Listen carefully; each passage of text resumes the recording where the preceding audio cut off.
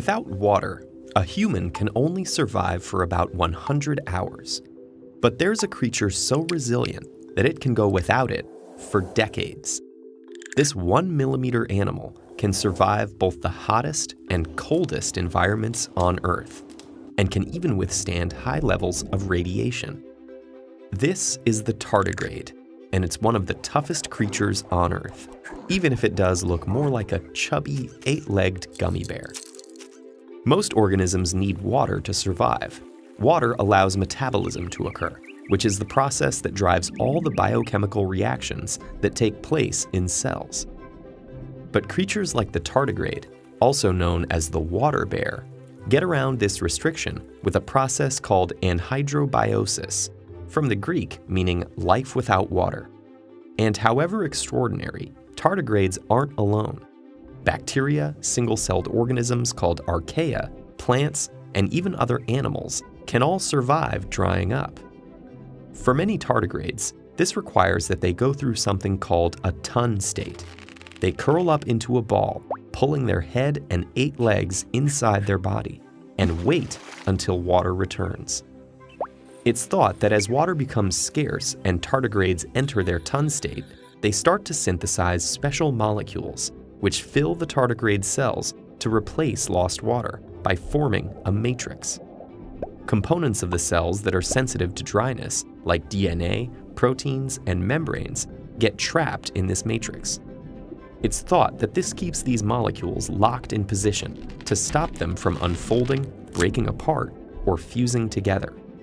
Once the organism is rehydrated, the matrix dissolves, leaving behind undamaged, functional cells. Beyond dryness, tardigrades can also tolerate other extreme stresses: being frozen, heated up past the boiling point of water, high levels of radiation, and even the vacuum of outer space. This has led to some erroneous speculation that tardigrades are extraterrestrial beings. While that's fun to think about, scientific evidence places their origin firmly on Earth, where they've evolved over time. In fact, this earthly evolution has given rise to over 1,100 known species of tardigrades, and there are probably many others yet to be discovered. And because tardigrades are so hardy, they exist just about everywhere. They live on every continent, including Antarctica. And they're in diverse biomes, including deserts, ice sheets, the sea, fresh water, rainforests, and the highest mountain peaks. But you can find tardigrades in the most ordinary places too, like moss or lichen found in yards, parks, and forests. All you need to find them is a little patience and a microscope.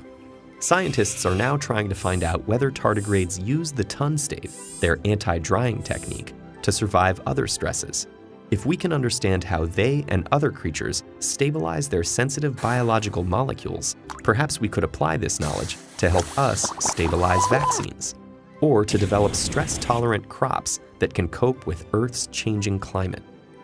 And by studying how tardigrades survive prolonged exposure to the vacuum of outer space, scientists can generate clues about the environmental limits of life and how to safeguard astronauts.